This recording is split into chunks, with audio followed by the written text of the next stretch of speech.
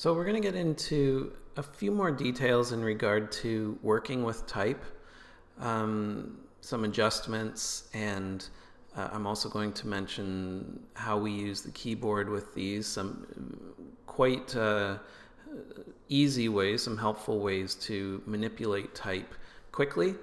However, one thing that I do want to mention, many of you will probably open your document, even if your links are fine, you don't have any missing image links or anything, and you're going to notice that they're fuzzy. So I try to remind you of this each time in each tutorial, but remember that if they're showing up fuzzy, you'll probably want to go to the View menu and Display Performance and turn on High Quality Display. And remember, in the View menu, that's pertaining to the entire document. If I was to select one image and go to the Object menu and do it there, then that would be pertaining to just that object, just that image. So I'm going to do it to my entire document, and then that corrects all of the images. Remember as well, if your image is not high res, well, after you do that, that's not going to correct a low resolution image. If your image isn't high resolution, it will remain fuzzy, and that's a good indication that you probably need to get a better image. Okay, so we are working in, you're working your way through your layout, you have a fair bit of content, and then you need to start cleaning and manipulating that content the way you want, whether you're changing title sizes and colors, or you're just organizing the type in working on the leading, the tracking, and so on. So I'm just going to remind you of a few things we talked about previously. I'll zoom in here on that type. So remember, we talked about leading and how that's the space between lines. When you're working on something like this that has body content in it, has actual copy, you're not going to get too crazy with these adjustments, with over leading, we call it, the body copy. However, we have to remember that when we open up the leading a little bit, it lightens the content on the page. So we can do that by highlighting this. And I only highlighted up to the second line.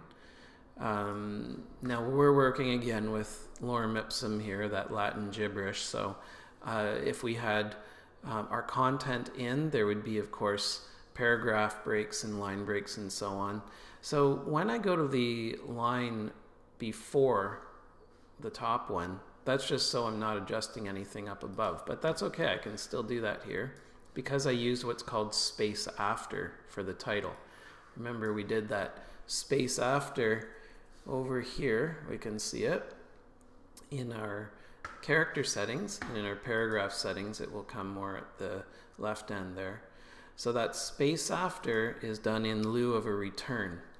So if there was a return here and I selected all of the content, then I would be affecting the spacing between the title and that top line. But I did this correctly. I used space after, so I can actually do this and it won't cause any problems. So I highlight it, and if I want to open up the leading, I can of course go into my character settings, and I can do it here. These are increments, by 0.6 point. I have presets, but usually in this case, I'll highlight it, I'll hold Option down and use my down arrow to open it up. And I just did one, just Option and one hit of my down arrow. And that opened it up a bit, which may even be a little too much.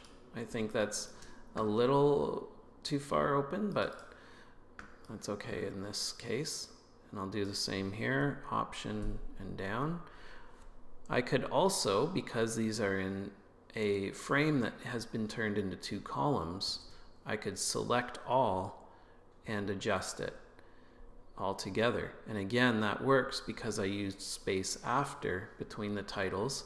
And remember, we also put in that forced column break ahead of article title. So when you manipulate or work with the text correctly, the ease of working with it is compounded. So if I hadn't worked correctly with the type in the first place, using the space after and using a forced line break, whenever I go and adjust the leading throughout the paragraph, that would cause a lot more problems. So we really do have to be aware. If we're moving something, it has to be done accurately. It has to be done using the tools we have, the insert column break, for example, ahead of article title, and then, like we saw, the space after in your character settings or your paragraph settings. Now you're going to notice something. We talk about baseline alignment. We've spoken about that a bit, and that again is when across a column of type the lines line up. You have to watch for this. That is important to watch for. However, I can see here that mine is off. You can see these lines here, they kind of step down, and at some point they went off. So it looks like they're about right here. So what I do in that case is I do some diagnostics on the document. So I'll go and I'll see, okay, article title over here. I'll open up my character settings up at the top right here. And my leading is 26.4. So what is it on this one? 26.4. Over here it's 16, and over here it's 16.4. So just that alone, that slight variance, we can't see it with the eye until a few lines down. But that variation in leading that's over here versus over here, this is 16.4 and this is 16. That eventually catches up with us, and then we've lost our baseline alignment. So I'm going to select all of this again, and I'm just going to go to, I'll put in 16 here manually. There's no preset.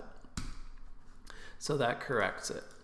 So when you see your baseline off, you want to make sure that you do a little bit of that diagnostic work, just highlighting part, looking up at your leading, and it can pertain to any number of things, but you're always doing a little bit of comparison to find why isn't this looking like that, and what do I have to fix? What inconsistencies are happening here?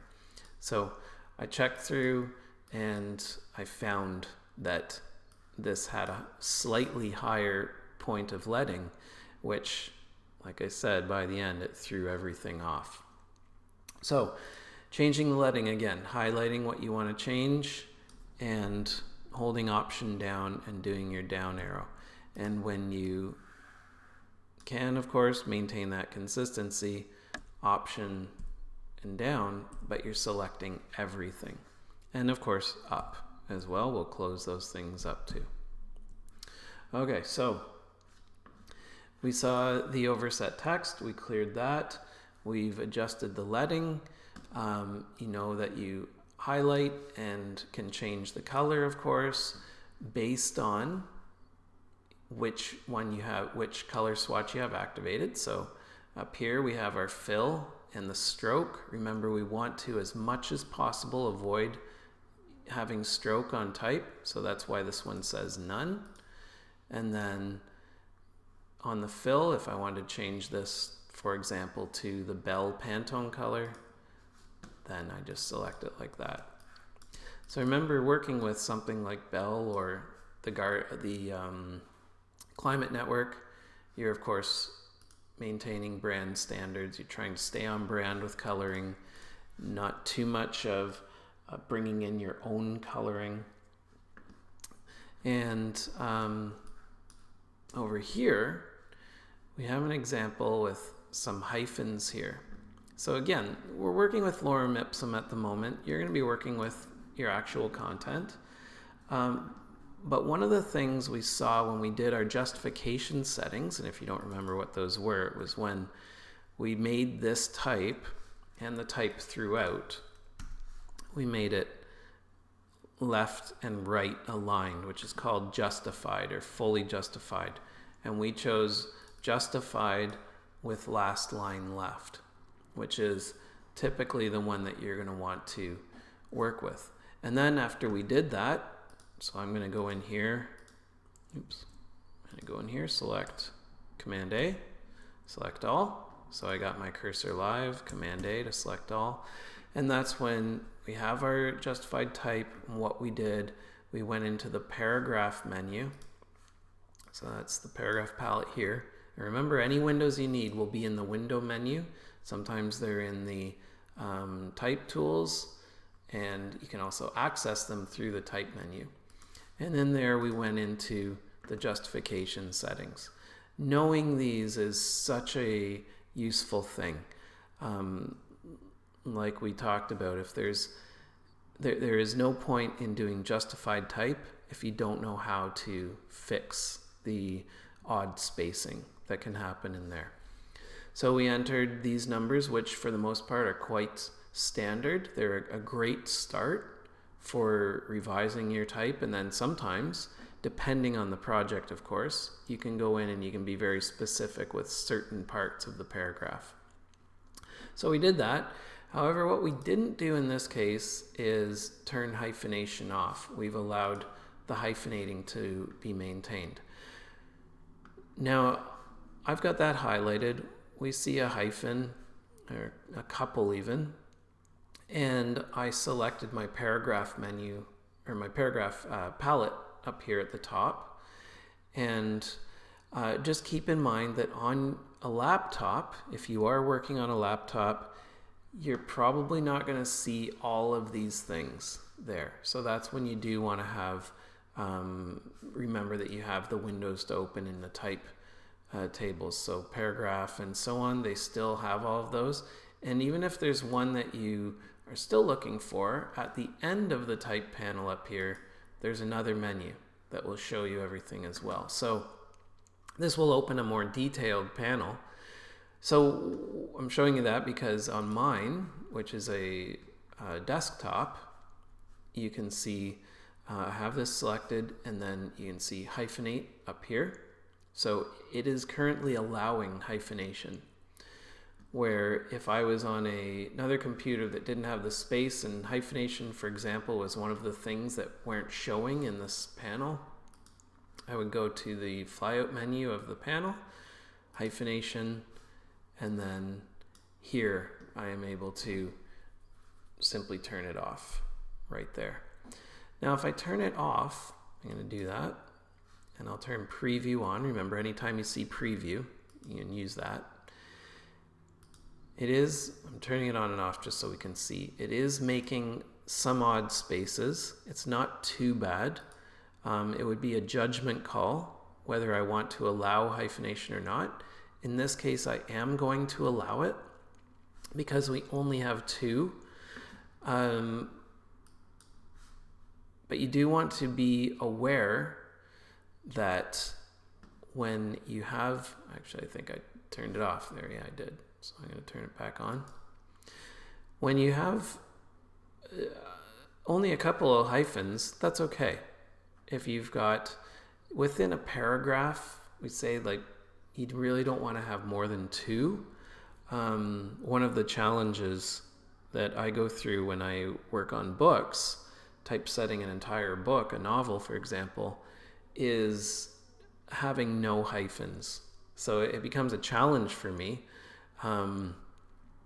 But often I'll give up because I'm fighting the odd spacing versus having hyphens on a page. And so I'll often have to just sacrifice and have a couple hyphens. But if we can avoid them, that of course helps readability. It helps the aesthetic, and it just makes a piece nicer when we're not breaking up the type that way.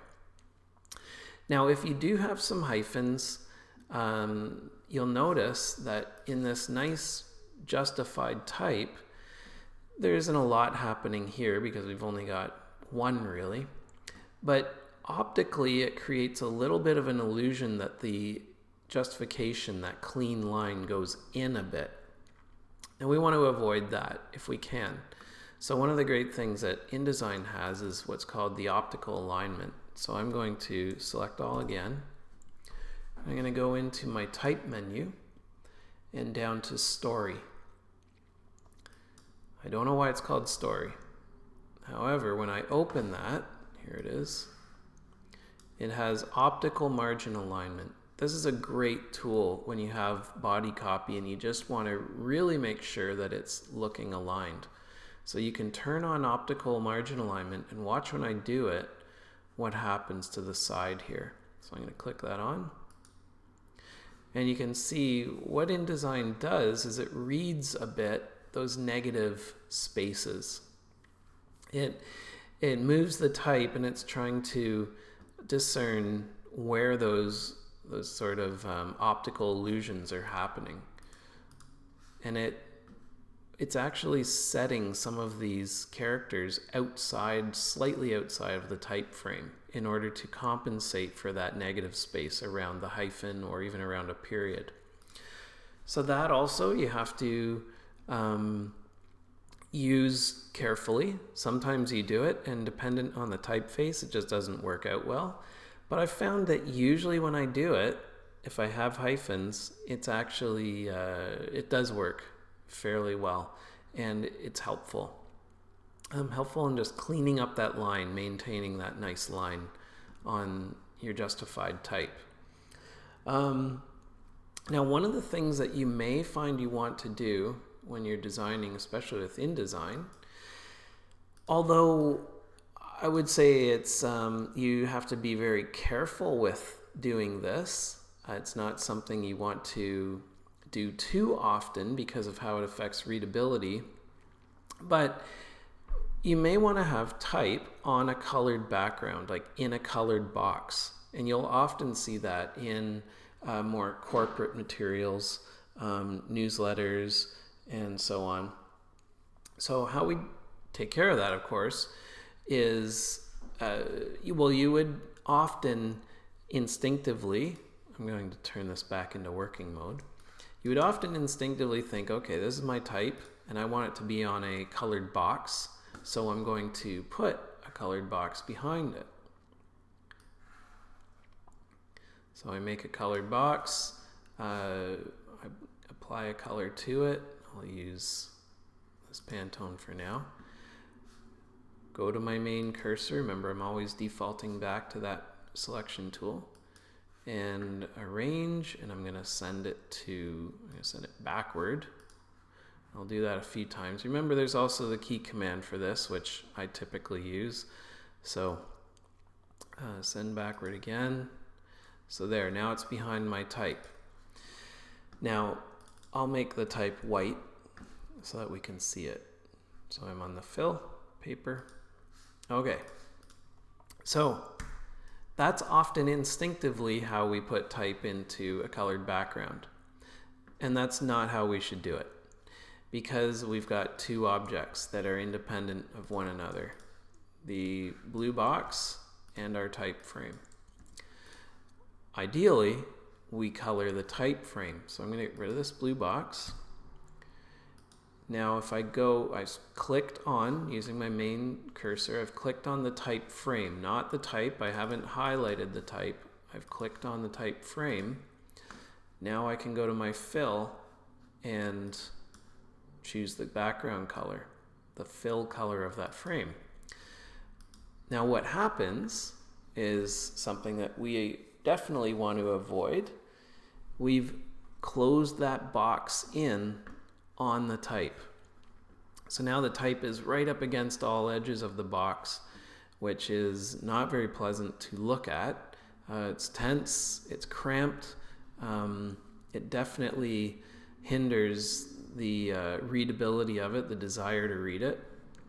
So I'm going to select that frame, remembering that this is still, it's a text frame, and I'm going to go to Object menu and text frame options. And we saw this in an earlier tutorial.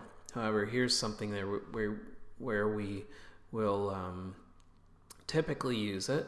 So Command B, text frame options. And what we can do here is adjust the inset spacing of that type. That's right here. So making sure you have your preview menu item selected, your preview option selected. These are currently linked, so this is the inset spacing. So what I do to one will happen to all. And right now I'm okay with that. So I'm going to click one of them, and you'll see that the type came in from the edge there. That's still a little tight. So I'm going to go one more click with that, and that's good. Usually my personal rule of thumb is to get about the amount of space that's a character and a half of a full cap character, like an N or an O. So you can do this manually, but usually I find that in most copy that's 10 or 11 point, an eighth of an inch is quite good. I'll say okay. Now we saw that we have an error. This has overset type again because it had to make room. But we'll see this is, you can see the blue line there. I'm going to go back into my working mode. That's showing where the type is allowed to be, but this is still a frame. So what it's doing is creating somewhat of a confined margin on this. So I'm going to lengthen that a bit to let my hidden type come through. So it made a fair amount. Just in setting that type took up a fair amount of space. So again, we have to make sure that we're allowing enough room for all of the content we need to show, and then working that into our design. Now in this case, even though this is similarly width to the shape above it and so on, it's a little close to the edge. So in this case, what I would probably do is just bleed right off my document. So I pulled that down to that bleed guide that we talked about. Now we have enough room, but it just carries the eye cleanly off the page without that odd confined border at the bottom that makes things feel boxy. A great way to remove that trapped feeling or that boxy feeling is just bleeding things off right off the page, and then our eye is free to kind of travel without seeing that block, that stop, that visual stop at the end of that column of type. Now here, of course, I always encourage being very detailed and picky, but I'm going to see, does this align? Probably not. So I'll send this to the back for a moment. So you can see these baselines aren't aligning. So I'll put that back. So this is where, again, I've done some setting on this. I would typically do the same settings on that to get an alignment. So in this case, this type here is 12 point with 12 over 16, so a little large, and 12 over 16, that's a high letting. But if we do the same for this, so 12 over 16,